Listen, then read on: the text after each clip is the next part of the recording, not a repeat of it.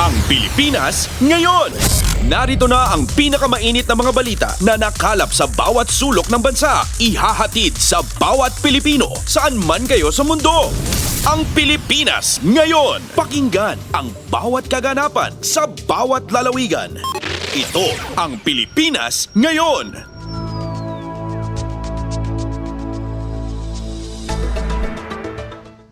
Magandang araw po sa ating mga tagapakinig. Welcome po ulit sa ating programang Ang Pilipinas Ngayon. Ito po ang inyong lingkod, Steph Vicente. Samahan niyo po ako sa kabuuan ng ating palatuntunan.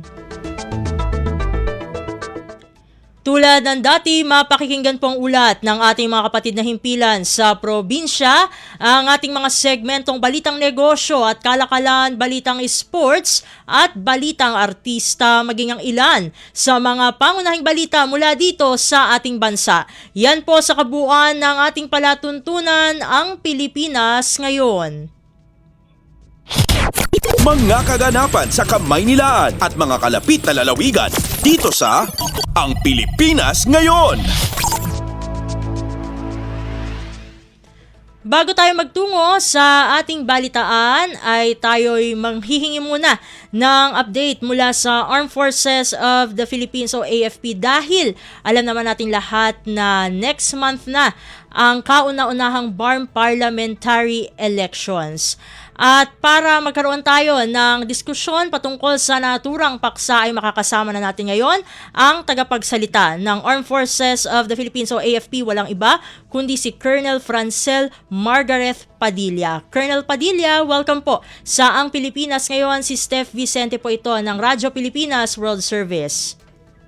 Magandang umaga, Steph, and magandang umaga po sa inyong mga tagapakinig.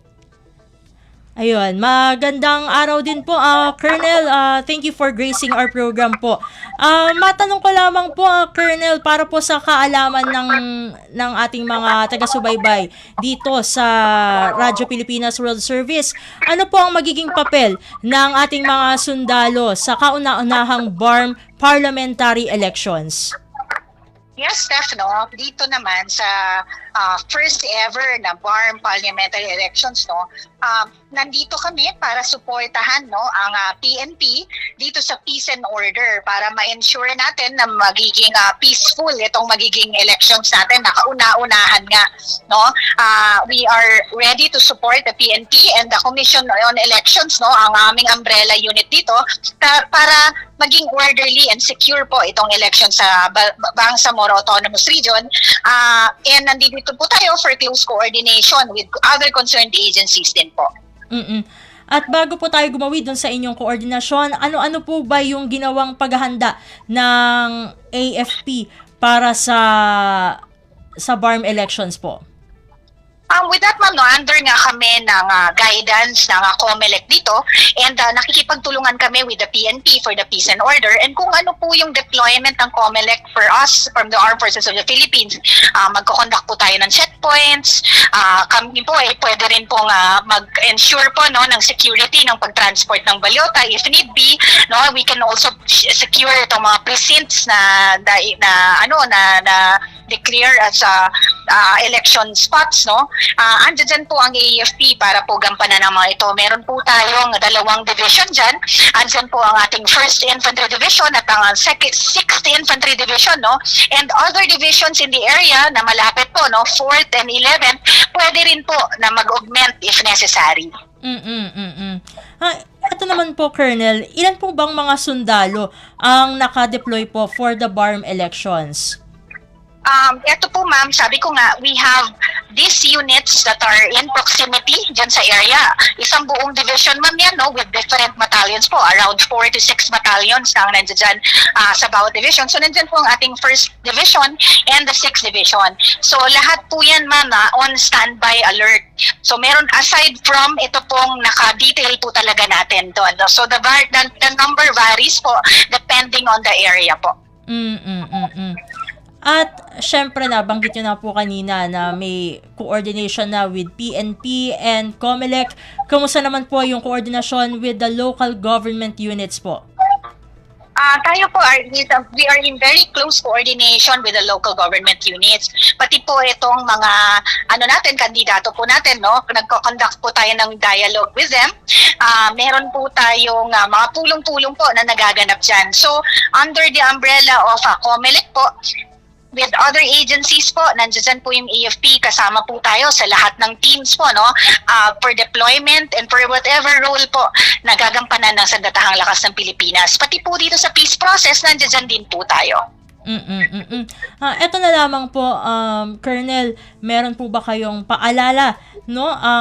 Paalala mismo ang AFP para naman sa ating mga botante sa BARM elections? Kasi syempre, sabi nga natin, ito ang kauna-unahang BARM parliamentary elections sa kasaysayan ng Pilipinas.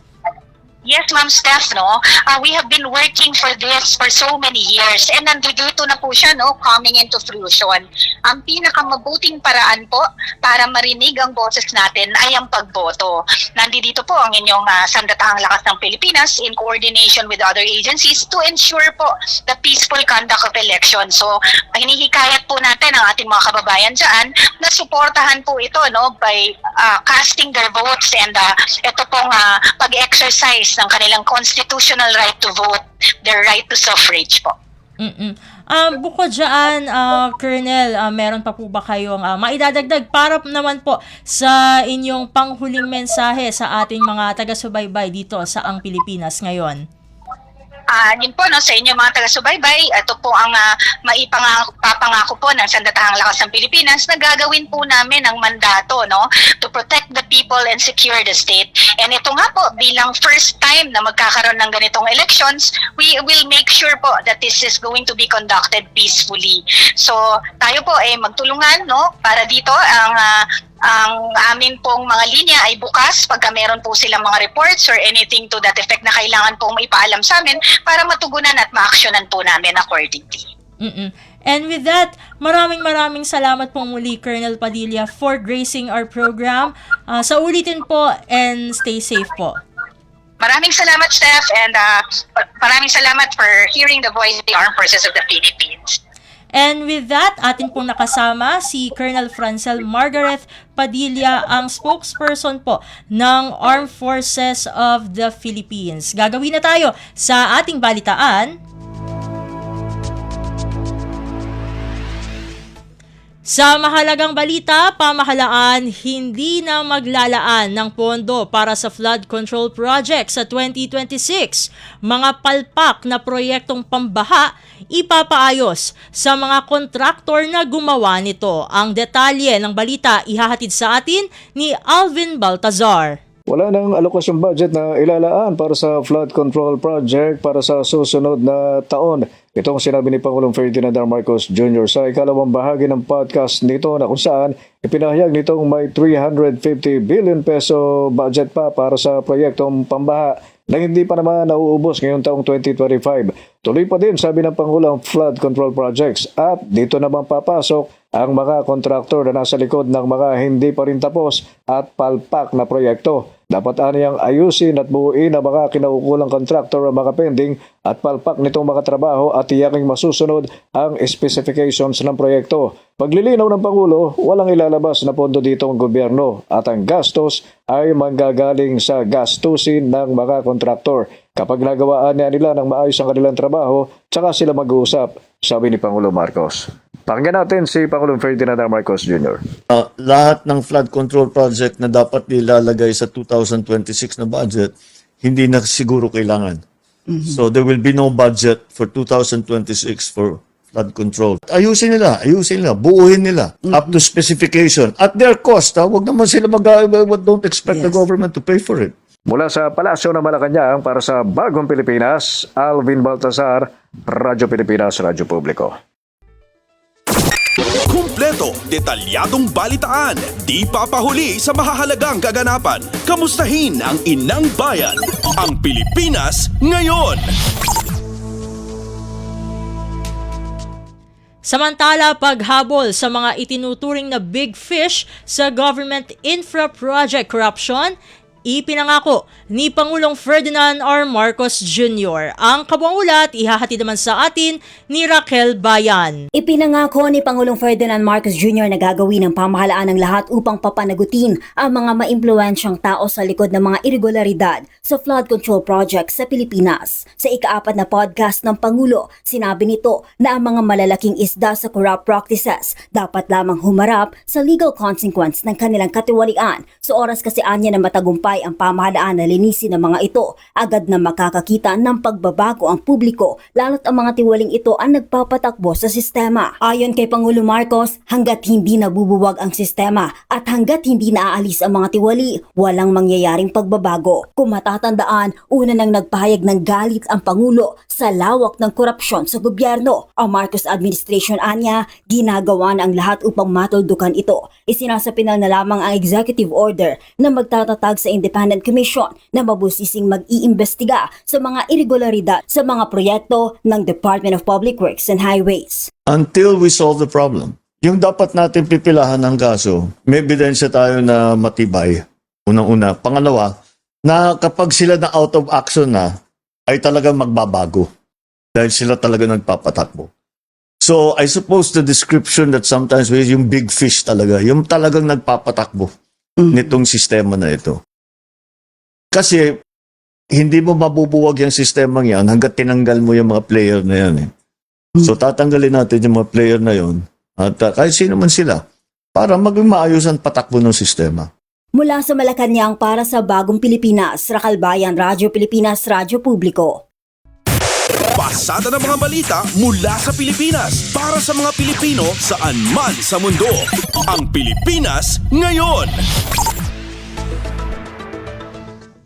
Sa iba pang mga balita, bukas pa rin ang ehekutibo sa mga kinakasang kanya-kanyang investigasyon ng parehong kapulungan ng Kongreso. Ito ang binanggit ni Pangulong Ferdinand R. Marcos Jr. sa kanyang podcast kung saan sinabi nitong maaari pa rin namang makatulong ang mga ikinakasang investigasyon ng Kamara at Senado. Ngunit giit ni Pangulong Marcos na maaari o na magiging masinsinan ang investigasyon at pagbusisi ng Independent Commission upang malantad na ang mga nasa likod ng mga anomalya at korupsyon sa flood control projects. We will have the Independent Commission, we'll organize it, we will support it fully. All the other organs of government, I'm sure, play their part in finding the truth to all of these anomalies. Si Pangulong Ferdinand R. Marcos Jr. Kumpleto, detalyadong balitaan, di papahuli sa mahahalagang kaganapan. Kamustahin ang inang bayan, ang Pilipinas ngayon. Samantala, agarang pagsasampa ng kaso laban sa mga kontraktor at mga kasabwat sa maanomalyang flood control projects, pinamamadali na ni Pangulong Ferdinand R. Marcos Jr. Ang detalye ng balita ihahatid sa atin ni Mary Ann Bastasa. Inaasahang masusundan pa sa mga susunod na araw at linggo ang pagrekomenda ng Department of Public Works and Highways o DPWH sa Ombudsman ng mga kaso laban sa mga kontraktor at opisyal ng DPWH na sangkot umano sa mga maanomalyang flood control project sa bansa. Kasunod ito ng pagsusumite ng DPWH at ng COA ng investigasyon at ng kanilang fraud audit reports laban sa 3 kontraktor at mga kakontsabang opisyal kaugnay ng 5 ghost projects sa Bulacan. Ayon kay DPWH Secretary Vince Dizon, mahigpit na bilin sa kanya ni Pangulong Ferdinand R. Marcos Jr. na bilisan ang pagsasampa ng kaso laban sa lahat ng nagsabwatan sa mga ghost flood control projects. Git ng kalihim, ayaw na ng Pangulo na puro salita at mahabang proseso pa. Nakita naman natin ang galit ng Pangulo. Naiyak na nga siya sa galit Naiyak na siya sa galit dito. Nakita niya yung nag-inspect siya sa Bulacan, sa iba pang mga area. Nakita niya paulit-ulit na ghost project o super substandard na proyekto. So, nung pagkaupo ko, sabi niya, paspasan niyo yan. Ayoko na ng salita, ayoko na ng proseso pa, filean na ng kaso yung mga yan para managot na sila. Katuwang ang Commission on Audit, tuloy-tuloy na ihahanda na ng DPWH ang lahat ng dokumento bilang ebidensya na iahain ito sa Ombudsman. Mula sa Quezon City para sa Bagong Pilipinas, Meren Bastasa, Radyo Pilipinas, Radyo Publiko. Pasada ng mga balita mula sa Pilipinas para sa mga Pilipino saan man sa mundo. Ang Pilipinas ngayon. Sa iba pang mga balita, handa na ang Department of Public Works and Highways o DPWH na magsampa ng kaso laban sa mga kontraktor na sangkot sa maanomalyang flood control projects. Kabilang dito ang Wawaw Builders, St. Timothy Construction Corporation at SYMS Construction Trading. Sa isinumiting ebidensyang nakalap ni DPWH Secretary Vince Dizon at Commission on Audit o COA Chairperson Gamaliel Cordoba sa Office of the Ombudsman, lumabas ang iba't ibang anomalya. Ayon kay COA Chair Cordoba, ilan lang sa kanilang nadiskubre ang mga proyektong mali ang lokasyon, incomplete o hindi natapos, overpayment at mayroong wala talagang naitayo. Bukod sa mga kontraktor, tinukoy din sa fraud report ang ilang opisyal ng DPWH na posibleng may pananagutan. Kabilang ang mga nauna nang nasibak na opisyal na sina District Engineer Henry C. Alcantara, Assistant District Engineer Bryce Erickson D. Hernandez at Construction Section Chief JP.D. Mendoza. Ayon kay Secretary Dizon, umpisa pa lamang ito at marami pang opisyal ang i-dismiss. We've been working very quietly with Chairman Liel and the COA fraud audit team. Pagpasok pa lang natin, yung mga bago nating kasama, sila Atty. Turgano, lahat sila, yung team niya, halos hindi na natulog to, nakatira na to dito sa DPWH at sa COA para i-file lahat ng mga dokumento para umabot tayo sa punto ngayon na ready na tayo mag-file ng cases laban sa tatlong kontraktor. Ang St. Timothy, nag-link kay Diskaya, ang Wawaw, kasama na yung pinuntahan ng Pangulo nung siya nagpunta sa Baliwag, at yung SIMS, na kasama din, na pinuntahan din ng Pangulo sa Kalumpit at sa Baliwag na pinuntahan ng Pangulo. Itong mga pa-file natin na to, first pa lang ito, 5 kaso ito. Kasi ang file ng kaso dito ay kada project, kada contractor. So, meron pang mga susunod sa mga susunod na araw. Si DPWH Secretary Vince Dizon. Kumpleto, detalyadong balitaan, di papahuli sa mahahalagang kaganapan. Kamustahin ang inang bayan, ang Pilipinas ngayon. Samantala, itinalaga ni Pangulong Ferdinand R. Marcos Jr. si dating Transportation Secretary Vince Dizon bilang kalihim na ngayon ng Department of Public Works and Highways o DPWH dahil naniniwala siyang gagawin niya ang lahat ng tama kahit mahirap. Sa BBM Podcast, sinabi ng Pangulo na maganda ang naging trabaho ni Dizon sa DOTR at alam niya ang dapat gawin. Ayon pa kay Pangulong Marcos, tapat si Dizon sa lahat ng kanyang ginagawa kahit alam niyang may hindi sasang-ayon sa kanya. I think he's committed enough to this, what we are doing, that he will do whatever is necessary, even if it's a little difficult, kahit na medyo may magagalit sa kanya. He's very professional. Basta trabaho. Hindi naman walang personalan. Si Pangulong Ferdinand R. Marcos Jr. Pasada ng mga balita mula sa Pilipinas para sa mga Pilipino saan man sa mundo. Ang Pilipinas ngayon. Samantala, Liberal Party bloc sa Kamara maghahain ng panukala para bigyan ng subpoena powers ang bubuuing Independent Commission na mag-iimbestiga sa flood control projects. Ang kabaulat ihahatid sa atin ni Kathleen Forbes. Maghahain na panukalang batas ng Liberal Party bloc sa Kamara upang bigyan ng sapat na kapangyarihan kabilang ang subpoena powers ang bubuing Independent Commission na iniutos ng Pangulo Ferdinand R. Marcos Jr. para mag-imbestiga sa mga irregularidad sa flood control projects. Ayon kay Caloocan Representative Edgar Arice, hindi magiging epektibo ang komisyon kung wala itong coercive at subpoena powers na kinakailangan para makapagsagawa ng masusi at malalim na investigasyon. Hirit pa niya kay Executive Secretary Lucas Bersamin, sana ay sertipikahan bilang urgent urgent ng Pangulo ang panukalang ito upang ipakita na seryoso ang pamahalaan sa paglaban sa korupsyon. Iginit naman ni Mamamayang Liberal Party List Representative Leila de Lima na mas makabubuting maitatag ang komisyon sa pamamagitan ng batas at hindi lamang sa pamamagitan ng executive order upang magkaroon ito ng gipin at tunay na otoridad sa pagsisiyasat. Bukas din anya sila sa paglahok ng iba pang miyembro ng Kamara mula sa minorya man o mayorya bilang co-authors. Para sa Bagong Pilipinas, Kathleen Forbes, Radyo Pilipinas, Radyo Publiko.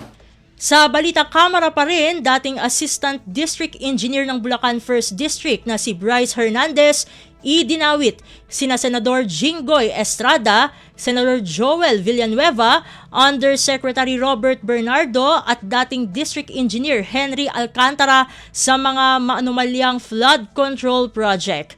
Pakinggan natin si Engineer Bryce Hernandez. Assistant District Engineer ng Bulacan 1st District Engineering Office. Ako po ay na-contempt kahapon sa Senate Blue Ribbon Committee. Habang ako po ay nakadetain, nakapag-isip po ako at nagdesisyon na maglabas ng ilang nalalaman ko sa flood control project base po sa aking natatandaan sa ngayon. Tama po si Senator Lacson na ang mga engineers ng DPWH ay tila naging legman o bagman na lang. Kung tatanungin niyo po ako kung sino o kanino kami naging bagman, sasagutin ko na po ngayon.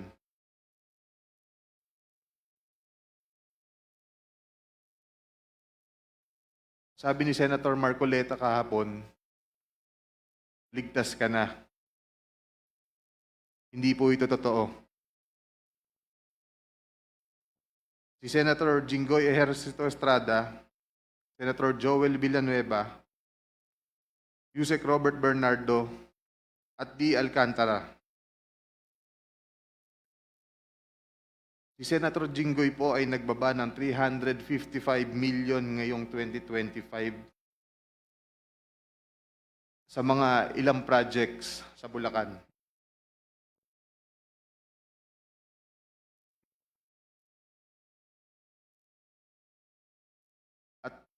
Ang sabi po ng boss ko dito ay 30% ang commitment dito.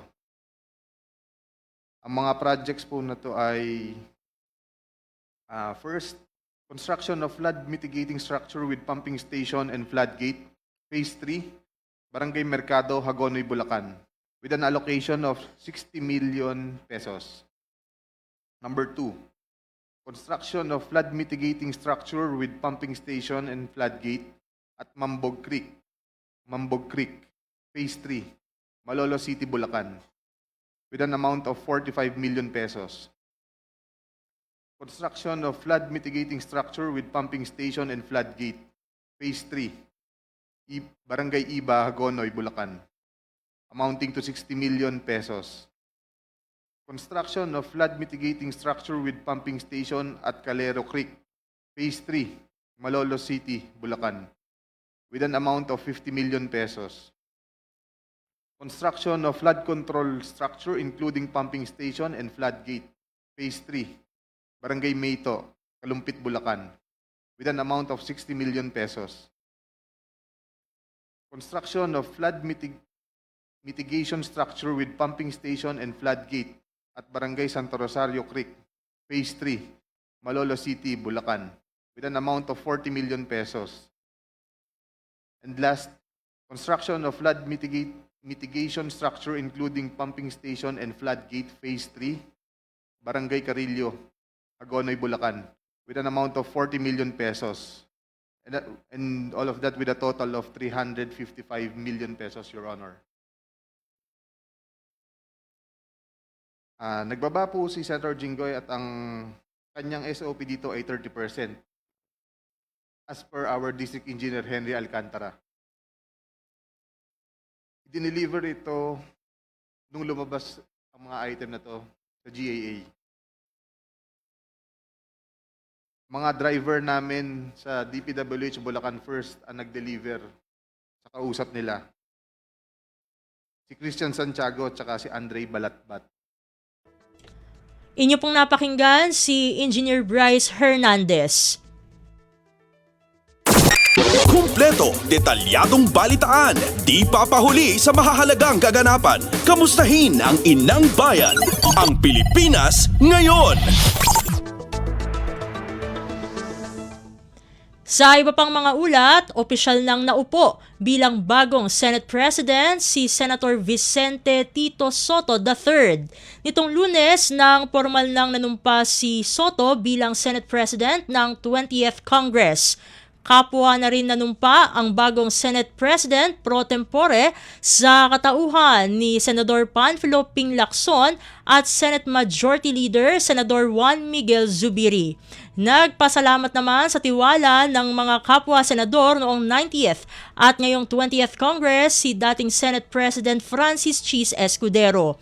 Nilinaw ni Escudero na wala siyang sama ng loob sa pagpapalit sa kanya at umaasa siyang maipagpapatuloy ng bagong liderato ang transparency at magandang trabaho ng Senado.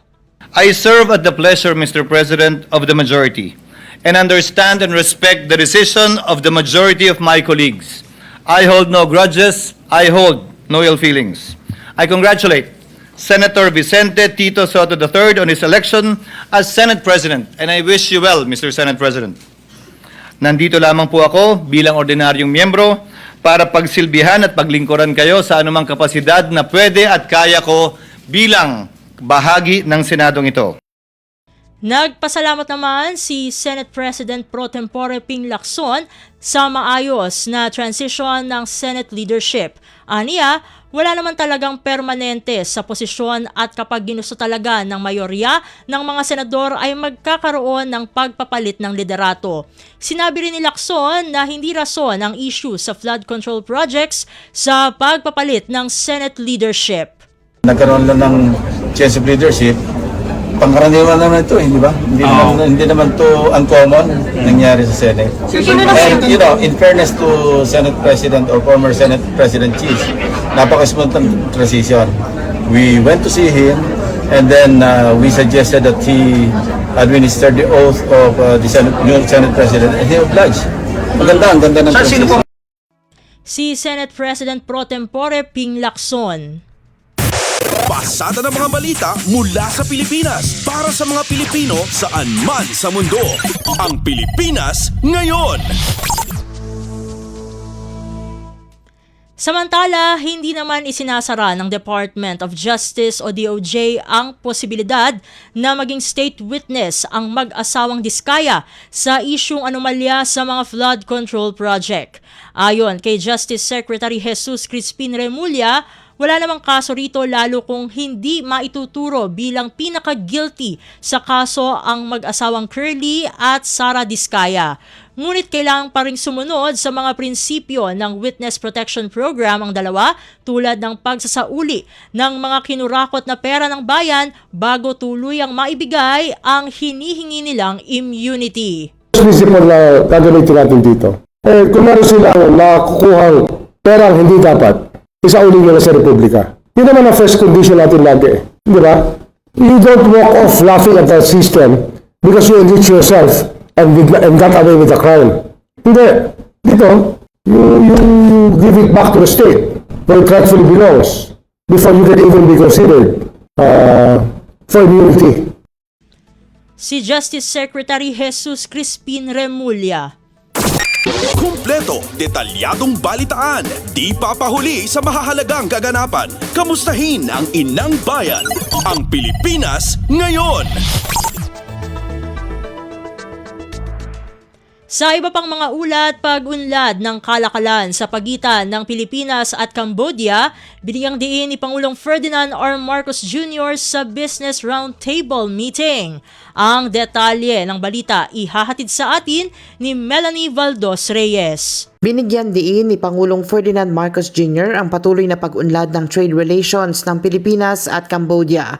Ito ang inihayag ng Pangulo sa harap ng mga business leaders sa ginanap na CEO B2B Networking Roundtable na ginanap sa Phnom Penh bilang bahagi ng kanyang 3 araw na state visit. Ayon kay Pangulong Marcos, ang lumalago at masiglang kalakalan sa pagitan ng dalawang bansa ay patunay na mas tumitibay na relasyon sa ekonomiya ng Pilipinas at Cambodia. Anya, ang bilateral trade noong 2024 ay umabot sa $105.69 million, isang malinaw na indikasyon ng lumalaking demand para sa mga produkto at serbisyo at mas lumalalim na tiwala ng mga negosyante. Ang roundtable business discussion ay inorganisa ng Department of Trade and Industry, Cambodia Chamber of Commerce at Philippine Chamber of Commerce at ang Business Association in Cambodia. Narito ang pahayag ni Pangulong Ferdinand Marcos Jr. Since 2022, our bilateral trade has demonstrated steady and encouraging growth, reflecting the increasing vitality and complementarity of our respective communities.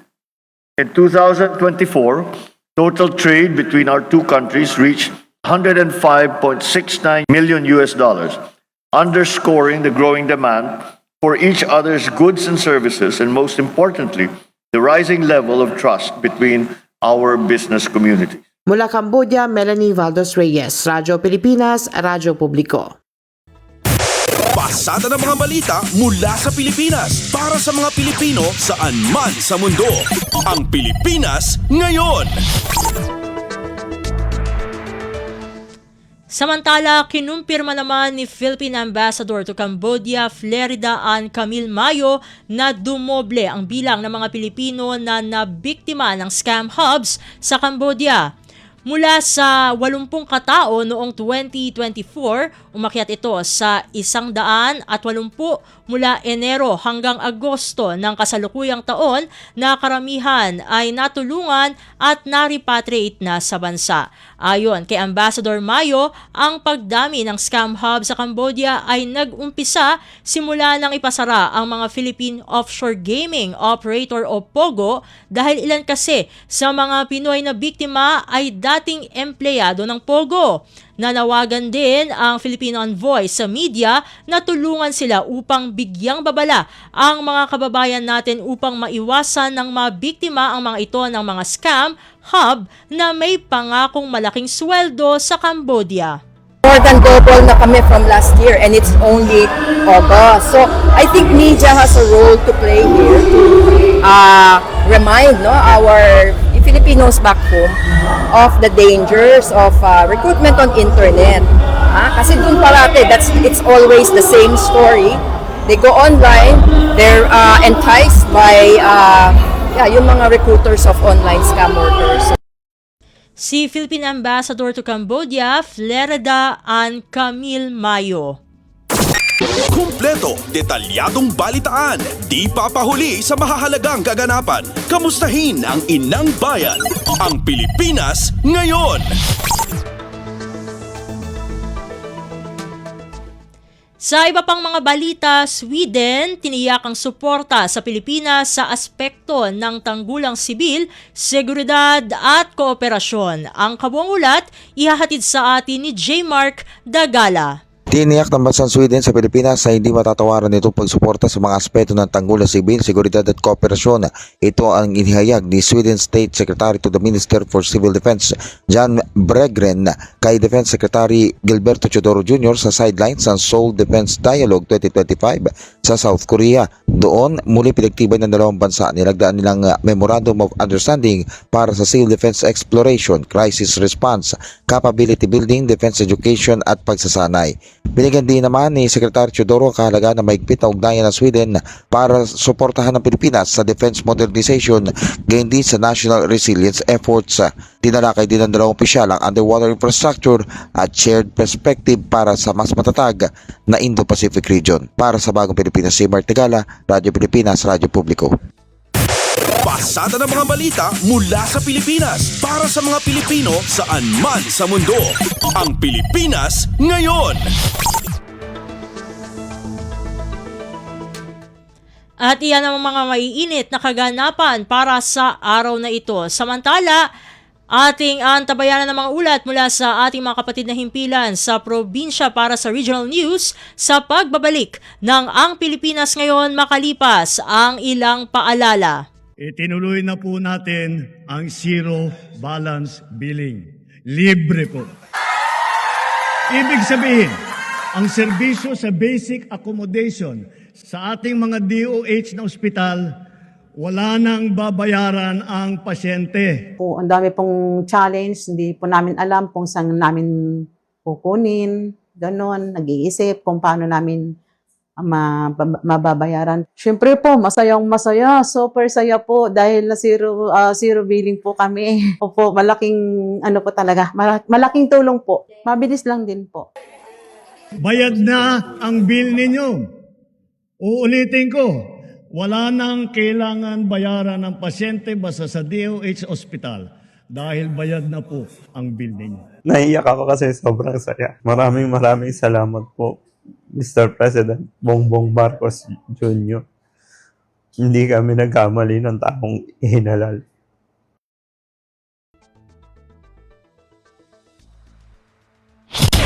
Balita mula sa lalawigan sa bawat rehiyon ng ating bayan.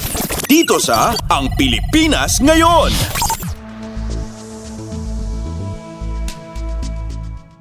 Nagbabalik na po ang ating programang Ang Pilipinas Ngayon at narito na ang bugso ng ating mga regional news. Dumako muna tayo sa Luzon.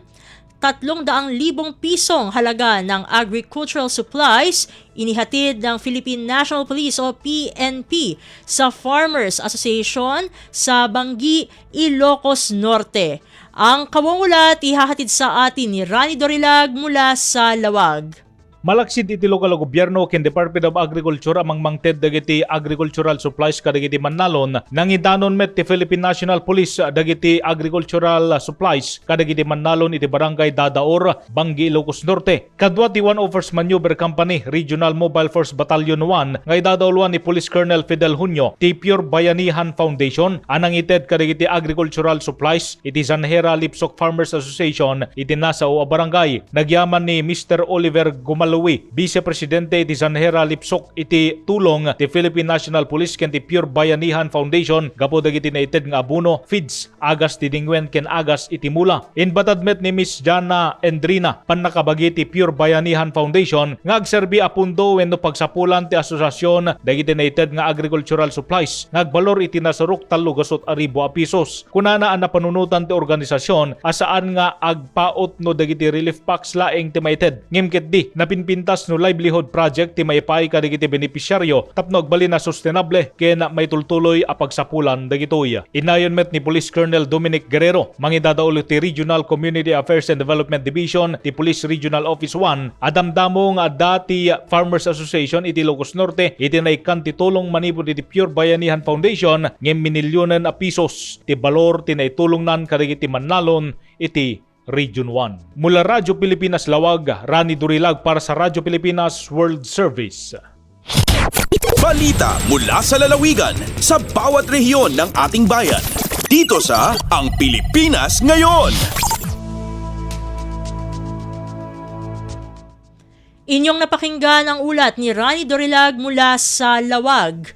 Puntahan naman natin ang Agoo Tourism Photo Exhibit na nagpapakita ng ganda ng bayan at kultura ng mga mamamayan, opisyal na binuksan sa isang bayan sa La Union bilang pagdiriwang ng buwan ng turismo.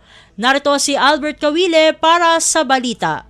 Formal alinoktan ti gobyerno municipal ti Bawang La Union ti photo exhibit na kaspanangrambak ti Tourism Month 2025 baben ti ribbon cutting ceremony iti Kalman. Indauluan ti programa ni Mayor Maria Clarissa Lee kadwana the Vice Mayor Tanya Roberta de Guzman dagiti sangguniang bayan members kastamat dagiti municipal department heads ken empleyado. Ti kaadda dagitoy ket nangin pamatmat ti kolektibo suporta ti lokal a gobyerno iti panangitandudo ti nabaknang a kultura ken potensyal ti turismo iti Bawang. Naramid daytoy aganwat baben ti panagraget ti Municipal Tourism Office nga idaduluan ni Ricardo Navarro, Tourism Operations Officer ti Ili, amay tunos iti panangrambak iti bulan ti turismo, amang ipaganatgat iti kanapateg, ti panangitandudo ti lokal a panagpanakkel, panakapreserba ti tawid ken sustainable tourism. Ti mabunupay dagiti panakabagi manipod iti naduma-duma media outlets ti La Union, a nakatulong iti kada iti nangitandudo ken nang palawa iti panangipateg, kadagiti ganwat ti Bawang iti turismo ken kultura. Si papasnek nga awisen ti gobyerno lokal ti Bawang ti publiko, aso morangkar iti photo exhibit iti municipal lobby ken mga presyar iti makaawis a koleksyon dagiti retrato ang mga ipakpakita iti napinta sa buya nabiyag a kultura ken gameng ti turismo ti Bawang. Saan lang agserbida ito nga exhibition akas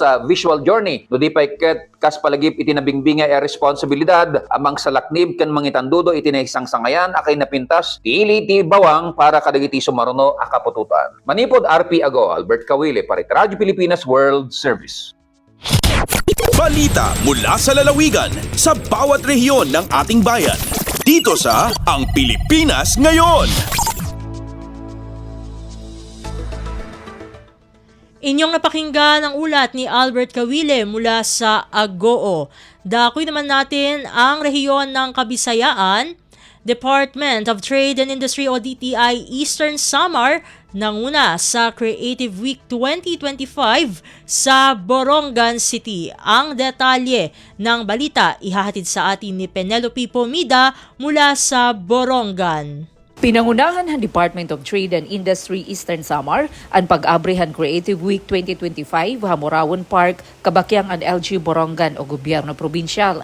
Sumalakan DTI Provincial Director Thelma Samonte, importante ang papel ng creative industry sa nation building ngan socio-economic development, subay her Republic Act 11904 o Philippine Creative Industries Development Act. Iapagintagan doon ang pag-aprobarhan Cultural Heritage Preservation and Creative Industry Promotion Ordinance of 2025 nagtutuyo nga pakisgun ang local creative sector kumupuwersan pag-uswag han mga Eastern Samareño. Igin papakita Creative Week ang iba-ibang klase ng arts ug industriya sugadan musika, performing and visual arts, crafts, design, publishing, film, digital media ug cultural sites. Ginsisigurahan DTI ang padayon nga suporta mga lokal nga artista, MSMEs ug cultural workers, pinaagin mga paghag-id, market linkages ug iba pa nga programa.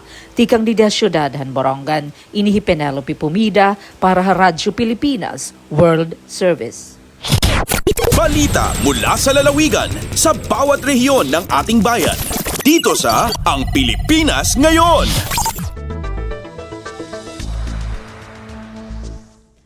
Inyong napakinggan ang ulat ni Penelope Pomida mula sa Borongan. Dumako naman tayo sa Sogod. Mahigit 500 magsasaka sa Southern Leyte nakatanggap ng libreng rice fertilizer galing sa Department of Agriculture o DA Region 8. Ang kabuong ulat ihahatid naman sa atin ni Dalia Orit.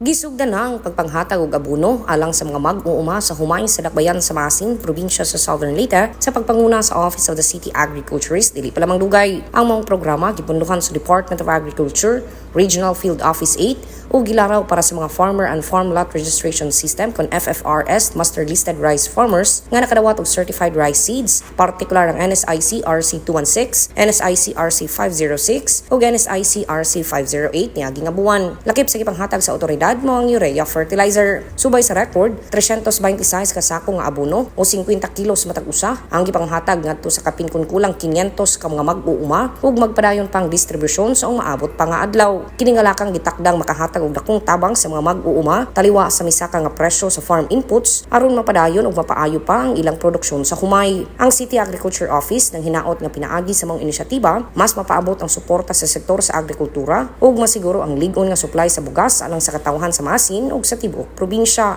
Brita gikan sa Southern Leyte, Dalia Abiara Oret para sa Radyo Pilipinas World Service. Balita mula sa lalawigan sa bawat rehiyon ng ating bayan. Dito sa Ang Pilipinas Ngayon. Inyong napakinggan ang ulat ni Dalia Urit mula sa Sogod. Dakoy naman natin ang rehiyon ng Mindanao. Department of Labor and Employment o DOLE Cagayan de Oro Field Office nagpatuloy sa pagsuporta sa mga benepisyaryo sa pamagitan ng Livelihood Integration for Transformation o LIFT program. Ang detalye ng balita ihahatid sa atin ni Feza Aureliana Uwano mula sa Cagayan de Oro. Ang Department of Labor and Employment nagpadayon sa pagpalig-on sa kapasidad sa mga benepisyaryo sa ilang panginabuhian pinaagi sa Livelihood Integrated for Transformation Program. Usa kini ka inisyatibo sa DOLE nga gitumong sa paghatag og gahom sa mga benepisyaryo ubos kana sa DOLE Integrated Livelihood and Emergency Employment Program. Ang ikalima nga hugna sa pagbansay gipahigayon bag-uay pa lamang diin gitambungan kini sa 45 ka mga benepisyaryo aga maong aktibidad. Ang mga sesyon nagserbisyo isip mga oportunidad sa pagpalambo sa kapasidad alang sa mga partisipante. Lakip na ang mga benepisyaryo sa pag-usbaw aron duga nga mapaligon ang ilang kahibalo ug kahanas alang sa malungtaron nga panginabuhian. Ang sesyon gihisgutan usab ang mahitungod sa Alcansya program ug daghan pang uban. Lakip na usab ang pagpahigayon og workshop aron na mas mapalambo ang kahanas sa mga partisipante. Gikan dinhi sa Cagayan de Oro City kada sa Tasa Aureliana Uwano para sa Radyo Pilipinas World Service. Balita mula sa lalawigan sa bawat rehiyon ng ating bayan. Dito sa Ang Pilipinas Ngayon. Inyong napakinggan ang ulat ni Theza Aureliana Uwano mula sa Cagayan de Oro. Puntahan naman natin ang Zamboanga. Mahigit 300 PWD athletes sa Zamboanga City inaasahang makikilahok sa ilulunsad na Para Games ngayong buwan ng Setyembre. Narito si Justin Bulanon para sa balita. Mas de 300 mga atleta con disabilidad na siyudad de Zamboanga el espera participar na Para Games que inicia ese 20 de septiembre este año. El Zamboanga City Local Para Games que organiza el Persons with Disabilities Affairs Unit o PDAU bajo del City Social Welfare and Development Office junto con la City Sports Division y otros mag-ahensya del gobierno ya entraría na a 3 años este 2025. El objeto de la actividad amo para hacer inclusivo, hace fuerte el grupo de mga personas con disabilidad o PWDs y plataforma con el sector para darle mira talento y habilidad ng juego.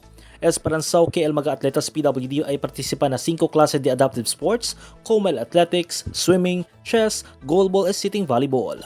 Ta invita también al gobierno local na publiko que anda na grandstand donde ta celebrar la actividad na menciono pecha para darle suporta ng mga PWD atletas de la ciudad.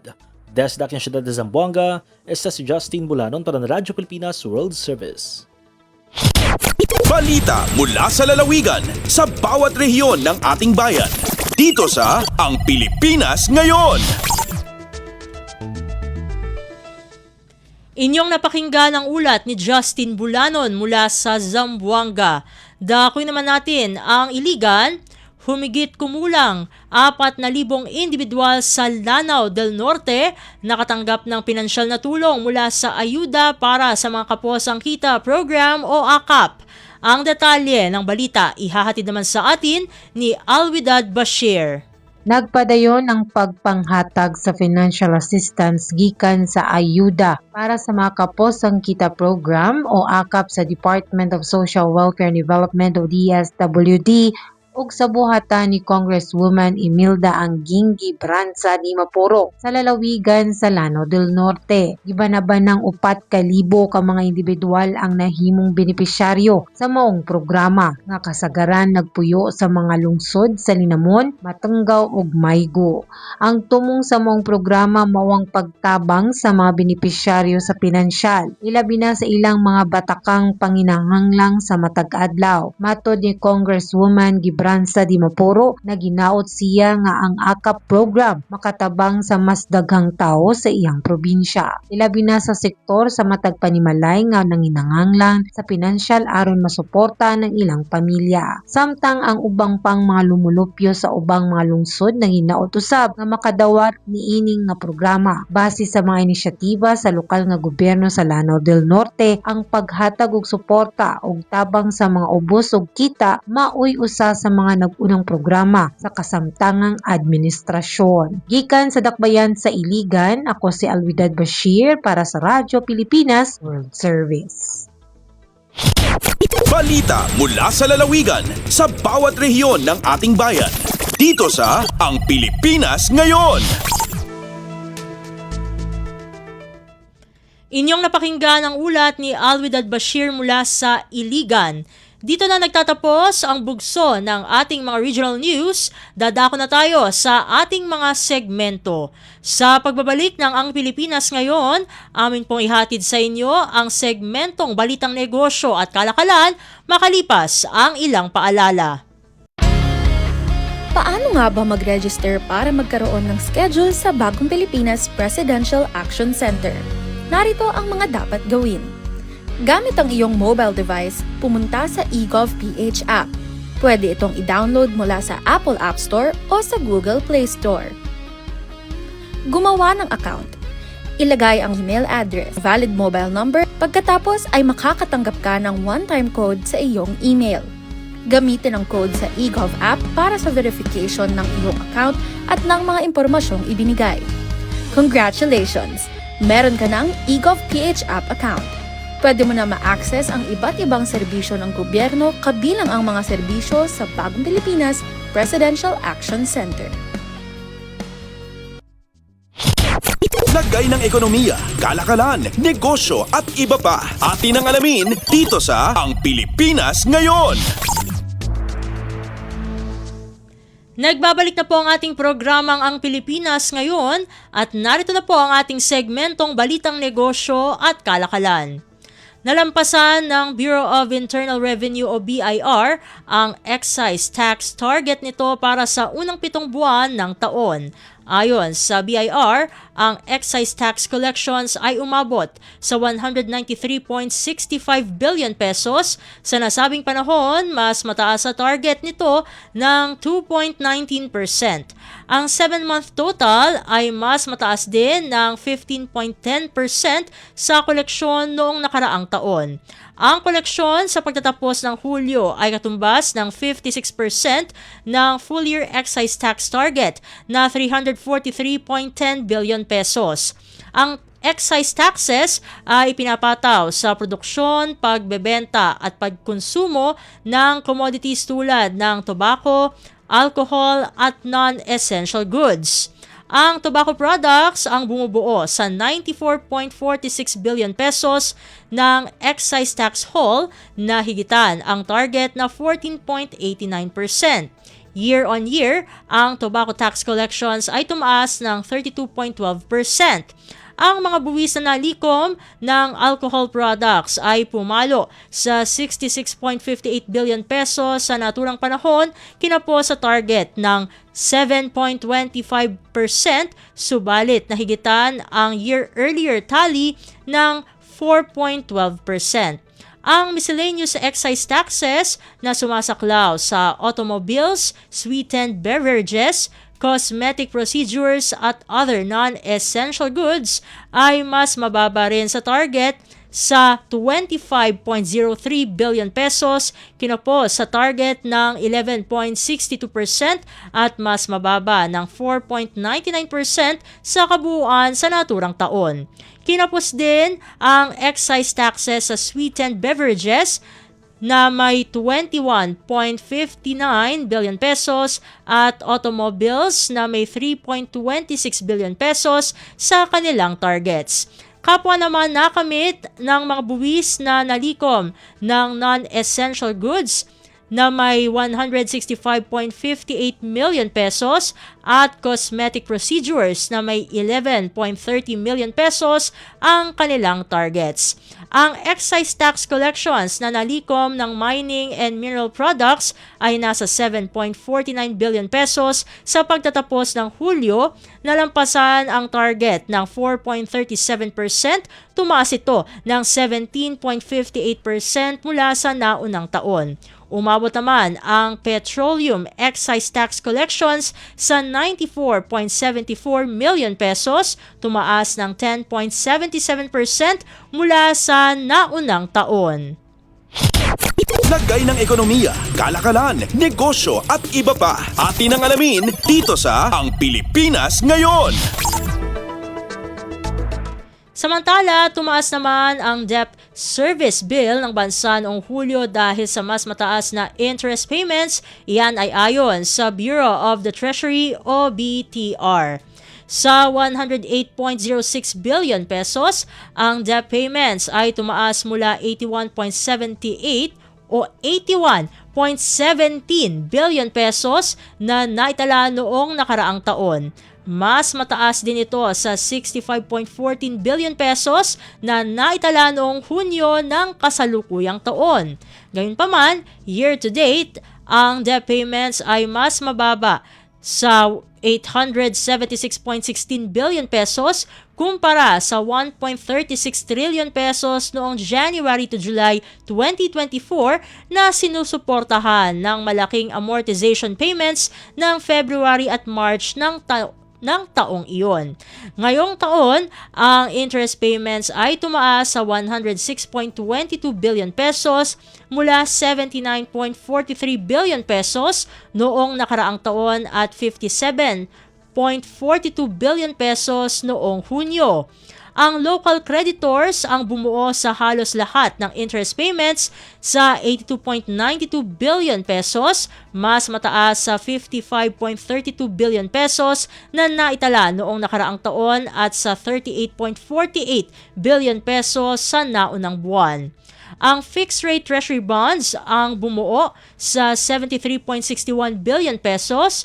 Sumunod ang T-bonds na may 3.58 billion pesos at retail T-bills na may 3.89 billion pesos. Samantala, bumaba ang amortization noong Hulyo sa 1.84 billion pesos mula 7.72 billion pesos noong Hunyo, ngunit bahagyang tumaas mula 1.74 billion pesos noong nakaraang taon kung saan ang foreign amortization ay bumubuo sa karamihan sa 1.66 billion pesos.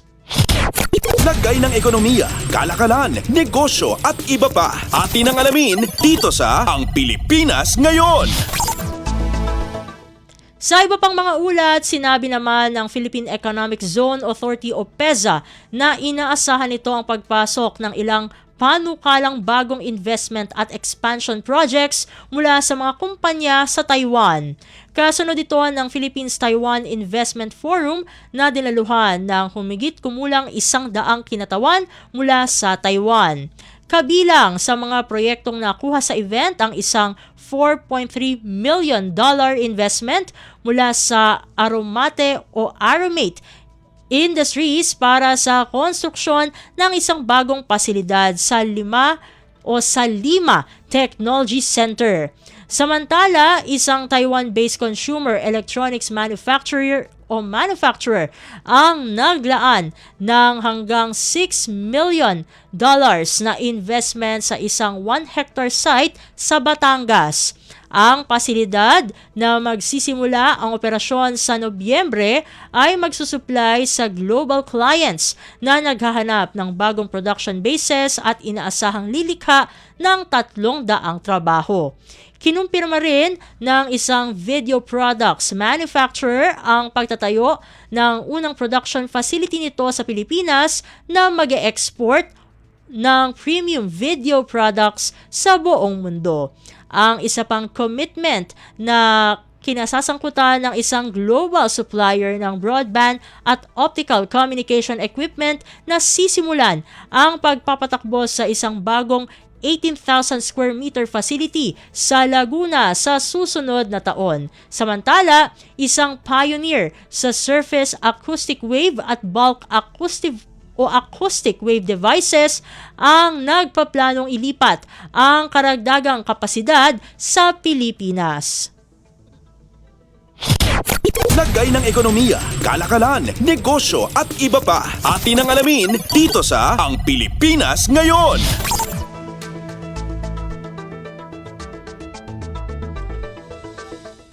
Samantala, ayon sa Bangko Sentral ng Pilipinas, ngayong Martes, Setyembre 9, ang halaga ng piso kontra sa dolyar ay nasa 56 pesos and 80 centavos. Ang Japanese yen naman po ay nagkakahalaga ng 39 centavos. Ang Singaporean dollar ay 44 pesos and 27 centavos. Nasa 4 centavos naman ang won ng South Korea at nagkakahalaga ng 7 pesos and 97 centavos ang isang yuan ng China. Sa iba pang palitan, ang Hong Kong dollar ay nasa 7 pesos and 29 centavos. Ang British pounds naman ay katumbas ng 76 pesos and 97 centavos. nasa 66 pesos and 82 centavos naman ang euro, nasa 41 pesos and 16 centavos ang Canadian dollar, habang ang Saudi Arabian Riyal ay nagkakahalaga ng 15 pesos and 14 centavos. Lagay ng ekonomiya, kalakalan, negosyo at iba pa. Atin ang alamin dito sa Ang Pilipinas Ngayon. Dito na po nagtatapos ang ating segmentong Balitang Negosyo at Kalakalan. Sa pagbabalik ng Ang Pilipinas Ngayon, masusubaybayan nyo na po ang ating segmentong Balitang Sports na ihahatid sa atin ng ating kasamang si Leo Magpayo makalipas ang ilang paalala. Garantisadong solusyon at aksyon ang handog sa iyo ng Bagong Pilipinas Presidential Action Center. Sundin lang ang mga sumusunod para makakuha ng appointment. Para sa wala pang eGov PH app account, panoorin ang video para malaman kung paano gumawa ng account. Kung meron ng account sa eGov PH app, mag-login dito. Saka hanapin ang online registration tab para sa Bagong Pilipinas Presidential Action Center. Pindutin ito para makita ang available na government services. Piliin ang serbisyo na iyong kailangan mula sa listahan. I-upload ang requirements ng serbisyong kailangan mo. Pumili ng petsa at oras kung kailan nais pumunta sa Bagong Pilipinas Presidential Action Center. I-submit na ang iyong application at bigyan ng pagkakataon na ma-review ang iyong isinumiting requirements. Hintayin ang QR code para sa kumpirmasyon ng iyong schedule. Makakatanggap ka ng text message para malaman kung naaprubahan ito. Sakaling hindi ito maaprubahan, makakatanggap ka rin ng text message para ipaalam ang kulang na requirements, saka subukang mag-register ulit. Kung nakatanggap na ng kumpirmasyon, maaari nang pumunta sa Bagong Pilipinas Presidential Action Center sa napiling schedule, dala ang QR code at ang mga isinumiteng requirements. Huwag kalimutang dumating sa itinakdang araw at oras ng iyong appointment. Pinapaalala rin na siguruhing may kumpirmadong schedule bago pumunta sa Bagong Pilipinas Presidential Action Center para maiwasang magpabalik-balik. Simple at user-friendly ang pagpapa-appointment dito, kaya wag nang mangamba dahil sa Bagong Pilipinas Presidential Action Center, tulong ay abot kamay na. Updates at pinakahuling mga usapin sa mundo ng palakasan. Atin ang pakinggan dito sa Ang Pilipinas Ngayon.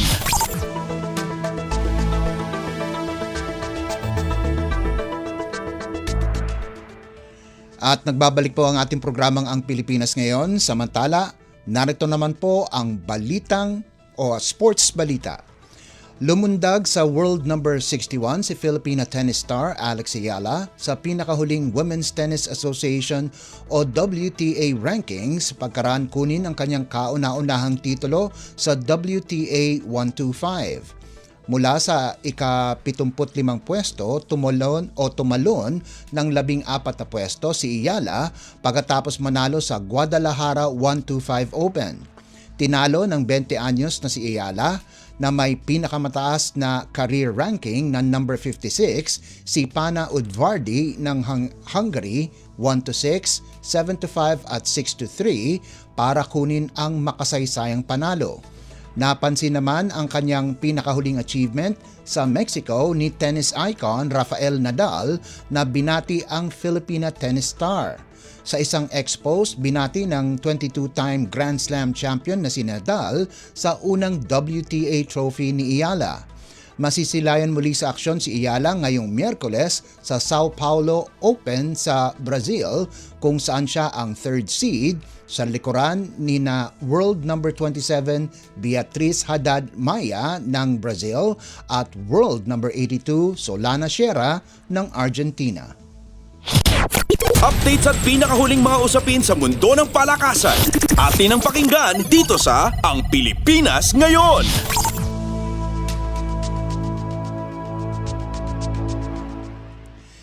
Nagtapos na naman sa entablado si EJ Obiena bago ang abalang buwan para sa kanya.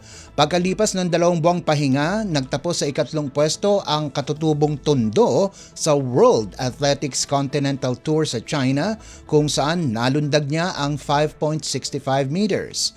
Nakuha ni Hombet Tao Zong ang ginto sa pamagitan ng countback pagkaranyang malundag ang 5.75 meters at nakuha naman ni Cole Walsh ang silver medal sa countback kung saan nalagpasan din niya ang kaparehong taas ni Tao. Malaking tulong ito sa kumpiyansa ni Obiena na lalahok sa World Athletics Championships na nakatakdang ganapin mula Setyembre 13 hanggang 21 sa Japan. Nalagpasan ng 29 anyos na Filipino pole vaulter ang 6 meters noong 2023 edisyon ng Championships, ang taas na nagsisilbing Asian at Philippine record. Bukod sa torneo sa Tokyo, pagkakataon din ito ni Obiena para makapag-ensayo bago ang inaasahang Atletang Ayala World Pole Vault Challenge mula Setyembre 20 hanggang 21 na gaganapin sa Ayala Triangle sa Makati. Bukod kay World number 7 Obiena, sina World number 5 Ersu Sasma ng Turkey, number 6 Menno Vloon ng the Netherlands, number 12 Thibaut Collier ng France, number 13 Ben Broders ng Belgium, number 14 Austin Miller ng Estados Unidos, number 15 Piotr Lisek ng Poland, number 16 Oleg Zernikel ng Germany, at number 23 Matt Ludwig ng Estados Unidos ay lalahok din sa kompetisyon sa Makati. Updates at pinakahuling mga usapin sa mundo ng palakasan. Atin ang pakinggan dito sa Ang Pilipinas Ngayon.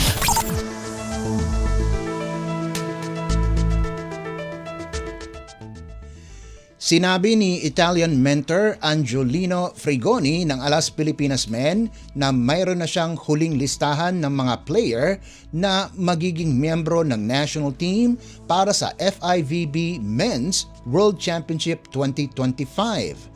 Subalit hindi niya na muna ibinunyag ito dahil hindi pa raw niya ito nasasabihan ang mga player.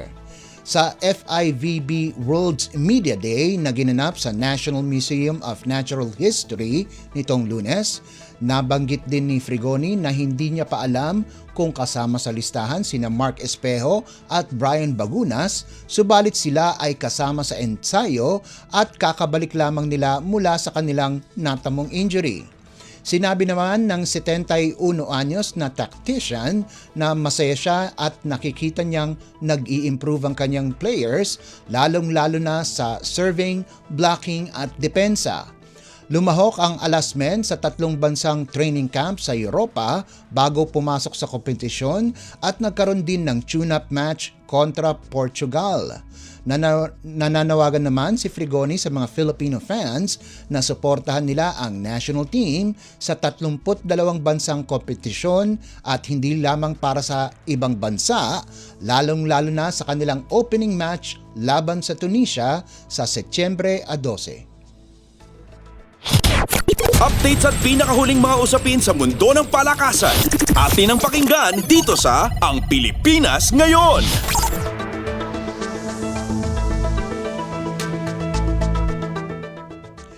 Nakatakdang magsuot ng panibagong uniforme si Kevin Ferrer pagkaraang pumirma ng kontrata sa koponan ng TNT Tropang 5G.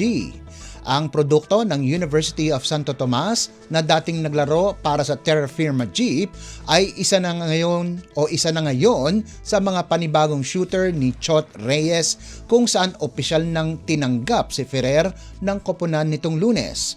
Nag-average si Ferrer na nagkaroon din ng pagkakataon na makapaglaro sa koponan ng Barangay Ginebra San Miguel at Northport Batang Pier ng 10.3 points sa mahigit 30% shooting sa 3-point zone, 2.4 rebounds, 1.3 assists at kalahating block sa 8 laro nito para sa Terra Firma nitong nakaraang PBA Season 49 Philippine Cup. Layunin ng 32 anyos na two-time PBA champion forward ang kanyang kakayahan sa Tropang 5G na layuning bumangon mula sa pagkatalo nila sa finals nitong nakaraang komperensya laban sa San Miguel Beermen. Samantala, nakatakdang magbabalik din na may 1 taong kontrata si Mike Nieto, ang produkto ng Ateneo de Manila University na kinuha ng TNT sa kaparehong All-Filipino Conference pagkarang maging free agent ay nagbabalik para sa isa na namang taon. Nag-average si Nieto ng 2.3 points at 2.3 rebounds sa buong Season 49 Philippine Cup kung saan naglaro ito para sa Converge Fiber Xer sa TNT. Bukod kina Ferrer at Nieto, kinuha din ng TNT ang serbisyo ni dating Ateneo Blue Eagle Sean Ketivis at ex-San Beda University forward Joe Celso. Updates at pinakahuling mga usapin sa mundo ng palakasan. Atin ang pakinggan dito sa Ang Pilipinas Ngayon.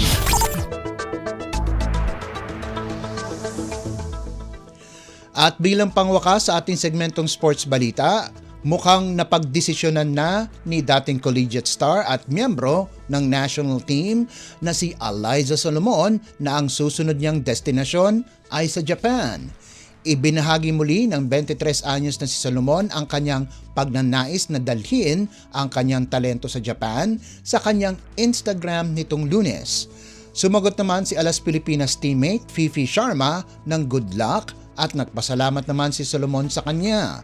Nagpahiwatig naman ng suporta ang Alas Pilipinas sa kanilang social media accounts para sa UAAP champion. Kapag nakumpirma ang lumalabas na balita, sasamahan ni Solomon ang iba pang mga Filipino players na naglaro sa SV League kasama sina dating Ateneo players na sina Alas Women Team Captain Gia De Guzman, Madi Madayag at Mark Espejo, pati na rin ang dating stars ng National University na sina Jaja Santiago, Dindin Santiago Manabat, Leo Aringo at Brian Bagunas. Napalanunan ni Solomon ang 3 titulo sa UAAP para sa National University Lady Bulldogs na kakagaling lamang sa back-to-back crowns nitong Season 87. Una nang nagpahiwatig si Solomon ng interes para maglaro sa ibang bansa, subalit binawi niya ang kanyang aplikasyon para sa Korean Volleyball Federation o KOVO Asian Quota Draft dahil sa eligibility rules ng UAAP. Bago ang kanyang paglalaro sa ibang bansa, hindi sumali si Solomon sa Premier Volleyball League o PVL Rookie Draft ngayong taon. Subalit nakapaglaro ito para sa Alas Women sa ilang regional competition. Updates at pinakahuling mga usapin sa mundo ng palakasan. Atin ang pakinggan dito sa Ang Pilipinas Ngayon.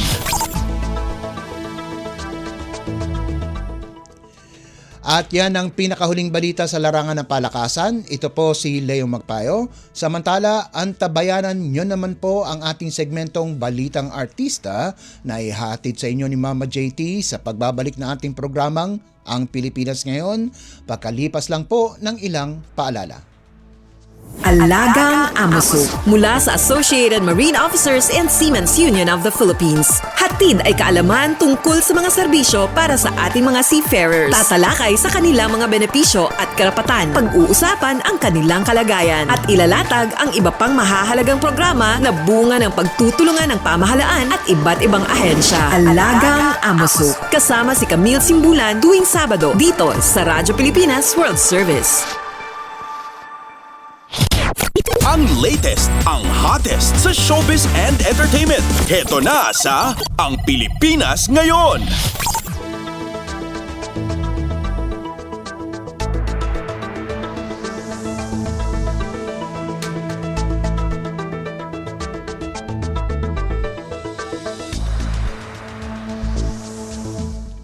Nagbabalik po ang ating programang Ang Pilipinas Ngayon at halu. Magandang araw sa ating mga chismoso at chismosong nag-aabang ng mga trending na balita sa mundo ng showbiz. Ito na ang ratsyada ng ating mga chika.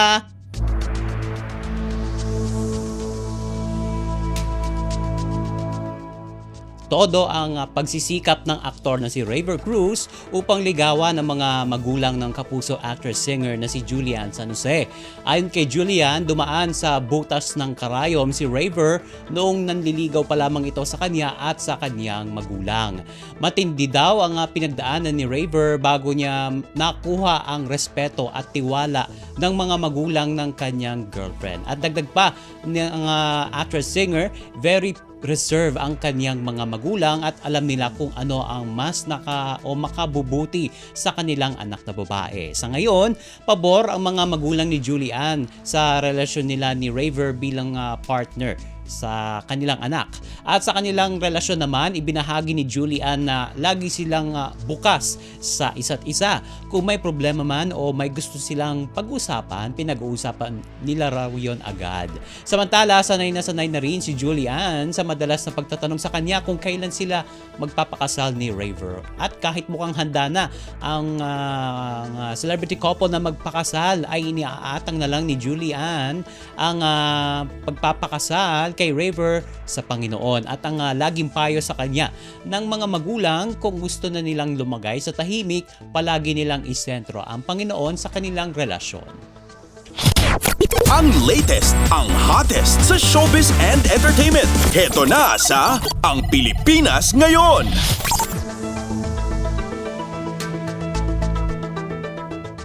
Muling nagpalita ng mensahe ang dating magka-love team na sina John Lloyd Cruz at Bea Alonzo dahil kasi ito sa double date nila ni Bea at John Lloyd kasama ang kani-kaniyang mga karelasyon na tinanggap naman ni Bea. Nagkomento kasi si Lloydie sa Instagram post ni Bea recently tungkol sa pamamasyal ng aktres sa Croatia sa Europe na matatagpuan nga doon o partikular sa Central Europe kasama ang isang taong hindi niya inireveal ang identity. Pero ang paniniwala ng mga netizens ang boyfriend niyang si Vincent Ko na may-ari ng isa sa pinakamalaking supermarket chain sa bansa ang ka-date ni Bea sa Europe. Makikita sa Instagram post ni Bea ang pagpunta niya sa Dubrovnik o mas kilala bilang King's Landing na naging location ng hit HBO series na Game of Thrones. At sa comment section ng post ni Bea ay nagiwan ng invitation si Lloydie doon na inaaya niya siya at ang kanyang current partner na si Vincent na magbanding sa bahay niya at ipagluluto pa raw sila ng girlfriend ni JLC na si Isabel Santos. Sumagot naman dito si Bea na ready naman at game na game siya sa double date sa bahay ng aktor. At tuwang-tuwa naman ang mga fans nila JLC at Bea sa naging conversation ng kanilang paboritong love team at kanilang hiniling na magkaroon ng photo opportunity ang kanilang double date. Ang latest, ang hottest sa showbiz and entertainment. Heto na sa Ang Pilipinas Ngayon.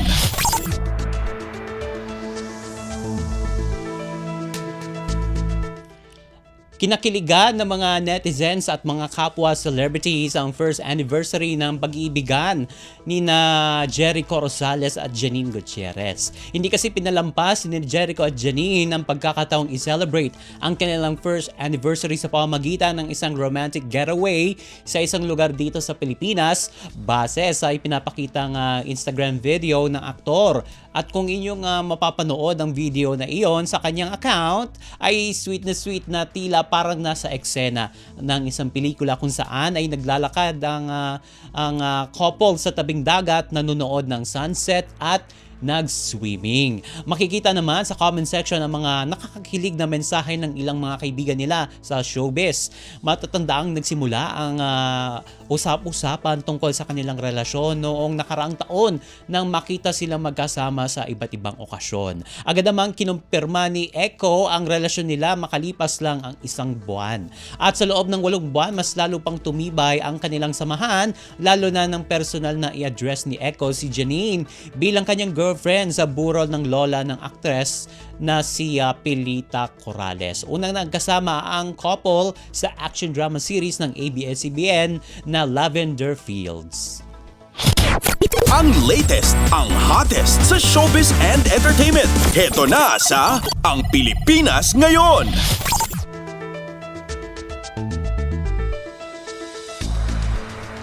And OMG, wala na tayong sapat na oras para sa ating balitang artista. Maraming salamat mga kachismis sa pakikinig sa aking mga chika for today. Ako po, si Mama JT para sa Radyo Pilipinas World Service. Nagbabalik na po si Steph Vicente. Ang latest, ang hottest sa showbiz and entertainment. Heto na sa Ang Pilipinas Ngayon.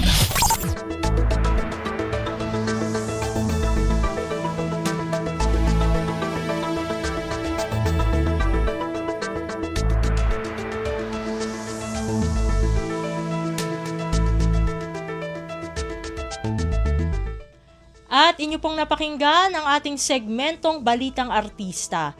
Yan po ang kabuuan ng ating programa para sa araw na ito. Samantala, magpapasalamat na tayo sa ating mga nakasama sa studio na sina Milo Jonella, Susan Aison, Hiro Lucero, Justin Osias at Anthony Pimentel. Maraming salamat din sa ating executive producer na si Jerome Toledo. Shout out din sa ating mga OJTs na ngayon ay nasa studio rin natin, sina Christine at RJ. Lalong-lalo na kay RJ, happy birthday sa'yo.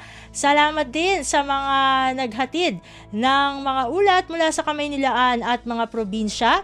Pinasasalamatan din natin ang mga naghatid sa atin ng segmentong Balitang Sports na si Leo Magpayo at ng segmentong Balitang Artista na si Mama JT. At syempre, maraming salamat sa ating station manager na si Mr. Ray Sampang. Maraming salamat po hanggang sa susunod na edisyon ng ating palatuntunan. Huwag kalimutang mag-like, mag-follow at mag-subscribe na sa mga social media account, page o channel ng Radyo Pilipinas World Service upang maging laging updated sa mga mahahalagang balita. Ito pong muli ang inyong lingkod, Steph Vicente. Mabuhay po tayong mga Pilipino. At yan ang Pilipinas ngayon. Muling samahan sa parehong oras at alamin ang pinakahuling mga kaganapan at balita saan man kayo naroon. Ang Pilipinas ngayon.